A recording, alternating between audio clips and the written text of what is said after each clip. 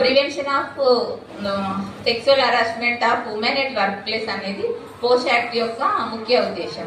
అలాంటి ఒక యాక్ట్ ఉందనే విషయం కూడా ఎడ్యుకేటెడ్ పీపుల్ కి కూడా చాలా వరకు తెలియదు.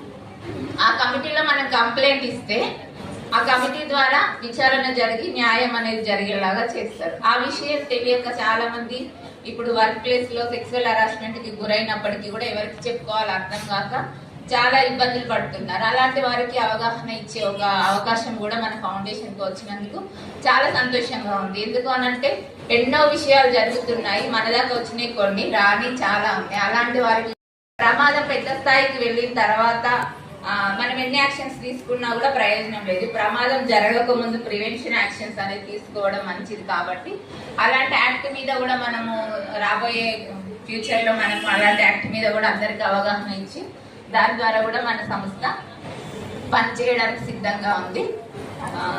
ఈ అవకాశం ఇచ్చిన అందరికీ థ్యాంక్ యూ సో మచ్.